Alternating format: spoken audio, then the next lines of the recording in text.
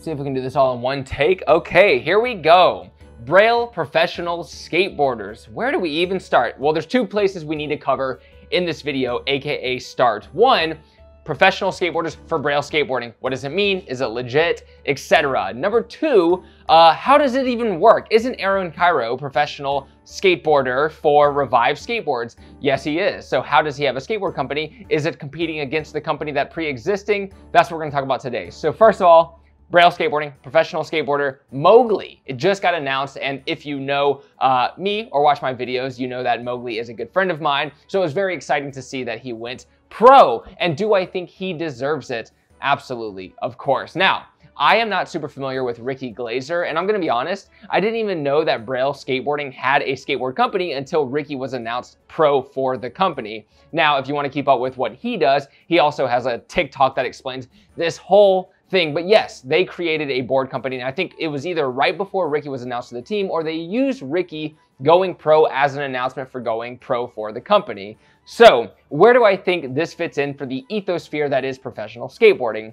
There was a lot of comments. The two most popular comments, of course, are, these dudes don't deserve to be pro. And then, of course, the other one, which is, these dudes definitely deserve to be pro. I obviously live in the camp where I think Mowgli and Ricky both absolutely deserve to be professional skateboarders for many reasons. One, you could debate, obviously, that the marketing capability of these two individuals is massive. Actually, that's not an argument. The argument would be within the skill, but I actually believe that their skill is at least as superior as their marketing capabilities. With any professional skateboarder, the whole goal, of course, is to sell boards. And I think one thing that people forget in this new weird ethosphere of YouTube skateboarding is that a lot of professional skateboarders for companies that we grew up obsessed over also had a lot of professional skateboarders that might not have been as technically advanced as the other skaters on the team, but their marketing and the way they were and how cool they seemed to overshadow the fact that maybe they weren't that good. But Ricky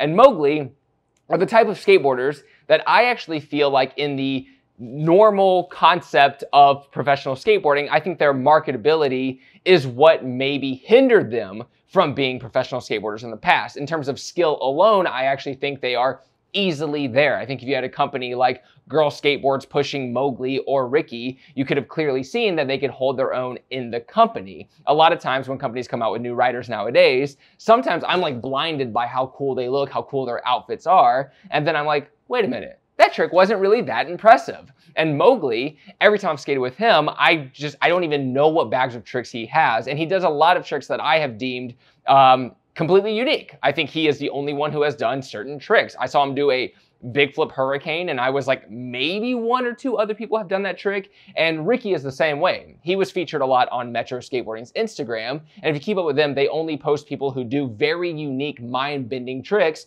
that most other people can't do. Now, this might just be a random kid in Wisconsin or random kid here, but I still believe that that technical ability to be on an app or on an Instagram social, doing a trick that nobody's ever done is credit alone to being a very unique, mind-bending, good skateboarder. So I believe 100% that these two, especially in technical ability, deserve to be professional skateboarders. And they are for Braille Skateboards, which is Aaron Cairo's board company. Now, this lends perfectly into the next subject, and obviously I'm trying to do this in one take, so I'm trying to keep my words coming out of my mouth.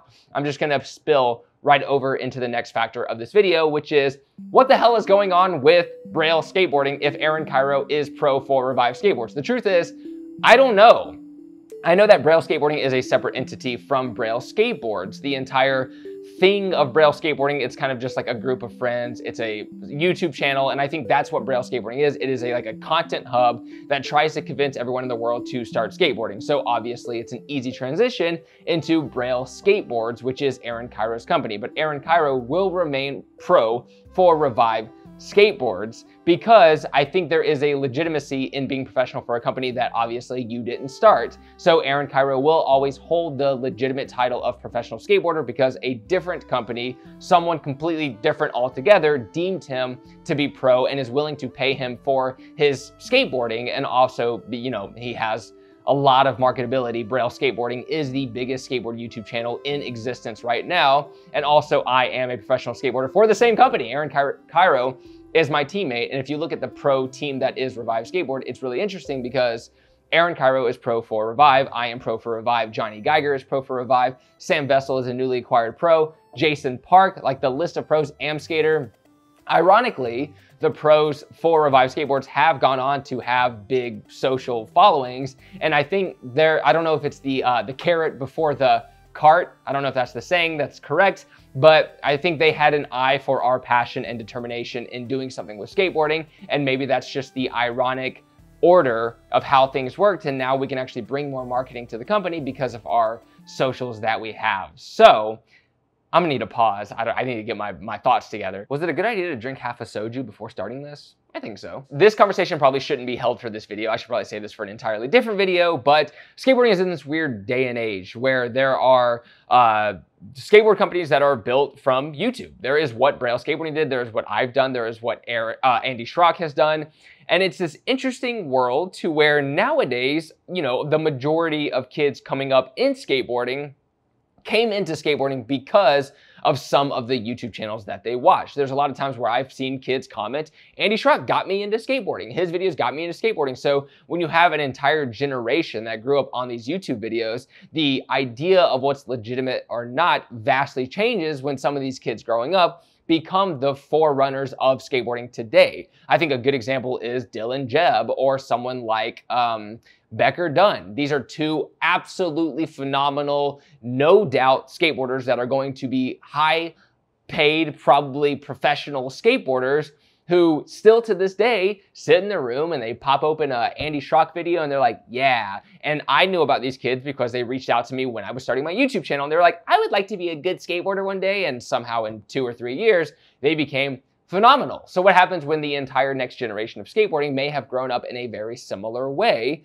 It's gonna change up the whole landscape of what skateboarding is, especially if some of the money in skateboarding can be provided by these companies. If Andy Schrock makes a good living and good money, if his brand makes good money because they are so popular in skateboarding, then he has the opportunity to provide a lot of new opportunities to skateboarders in the future, which I absolutely think he does and will be able to do, and it's very exciting. I actually think a lot of the people who ran skateboarding before were not skateboarders. There's a lot of skateboard companies today that I think are highly respected in a lot of ways that actually don't have any foundation of real skateboarding. The people who run the company are not out there riding their skateboards every day. And if you follow Andy Schrock, you follow his YouTube channel, you see that the dude, beyond, you know, working all of these crazy intensive jobs, skates. That's what he does. And to me, at the end of the day, that's always the companies that I will respect more. And I think if you're trying to think of what companies are cool and edgy, all you gotta do is look to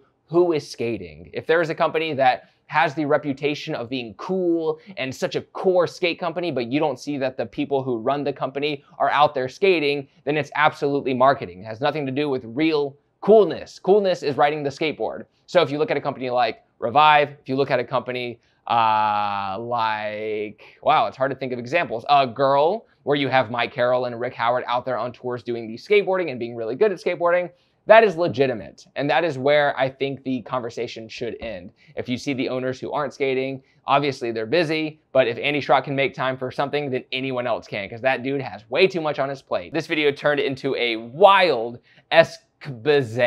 Yeah, I know that word. But I do want to say at the end of the day, congratulations to Ricky, Mowgli. I think you guys are awesome. I love seeing what you're doing. I love to see what Braille Skateboarding is doing. I've been with them and hanging out with them and being in their videos for 5 years plus, and to see how much they've grown is remarkable. And also, I love any company where I know where they come from. Andy, I'm doing the meme where I'm confusing Andy and Aaron Cairo because their names are too similar and they've both built so much. Aaron Cairo is a genuine, very, very good friend of mine, and I love seeing what he's doing with skating, and I know him personally very well. It sounds like I'm like bragging about that, but I'm not. We've been friends for a long time, and truly his love for skating, I think, even outweighs mine, which is insane, because when I hang out with him and when I ask, like, what's the future with Braille? What are you gonna do? What's blah, blah, blah, he doesn't even know. He's just like, I just like skating. I want more people to skate. Yay, 5 million subscribers later. And to me, that is the person who I want in charge of skating. That's just the way it is for me. If you have a different opinion,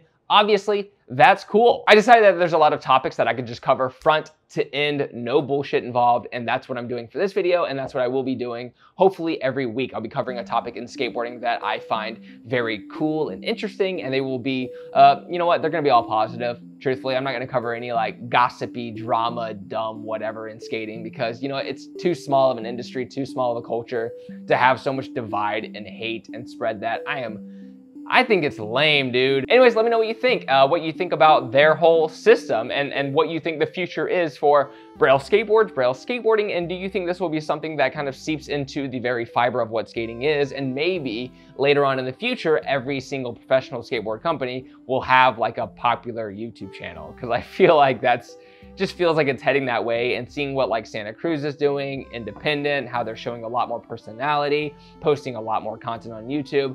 I just feel like this is kind of the way that it is right now, and I find it very exciting. The cool thing about the skateboard YouTubers, at least the ones that I've met, like Andy Schrock, Sam Tabor, me, and other people, is that we are always very excited and collaborative towards anyone coming into skating. It is never this like, we were here first competitive nature. I think that is so stupid. And I have seen a lot of skateboard companies that are like that, but I've never seen, wow, I'm slurring. But I've barely ever met a skateboard YouTuber who feels that way. We're always like, please, the more the merrier. We want more friends. Please be friends with us. So thank you for watching.